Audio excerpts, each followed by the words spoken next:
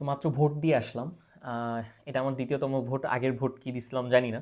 এখন এই ভোটে যেহেতু ত্রয়োদশ জাতীয় নির্বাচন, ১২,৭৭,১১,৭৯৩ জন ভোটার আছেন। এবং আরেকটু আমি যদি বলি যে এই নির্বাচনটা কেন গুরুত্বপূর্ণ, আমরা দেখেছি ৫ আগস্টের পরবর্তীতে ৮ আগস্ট যখন সরকার গঠিত হলো ডক্টর ইউনূসের নেতৃত্বে, এই ৮ আগস্টের সরকারকে কিন্তু একটা সময়সীমা ধরে দেওয়া হয়েছিল যে ১৮ মাসের মধ্যে যেন নির্বাচনটা হয়।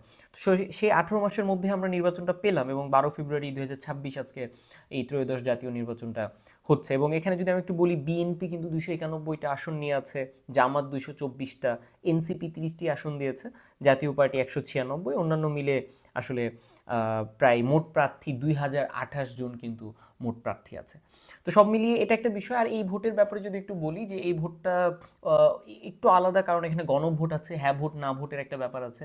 এই হ্যাঁ ভোটের পক্ষে সংস্কারের কিছু বিষয় আছে, না ভোটের পক্ষে সংস্কারের কিছু বিষয় নেই।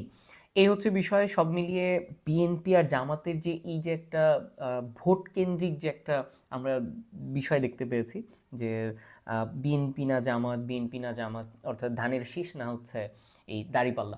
তো দেখা যাক, আজকে রেজাল্ট হয়তো দিতে দেরি হবে, রাত পেরিয়ে যাবে, এমনটা হতে পারে। তো সব মিলিয়ে একটা অন্যরকম আমেজ দেখেছি, খুবই ভালো লাগছে। এবং দেখা যাক, নতুন বাংলাদেশের স্বপ্ন আমাদের। তো বাংলাদেশ 2.0 জিতে নাকি অন্য কোনো আই হ্যাভ এ প্ল্যান সেটা বাস্তবায়ন হয়।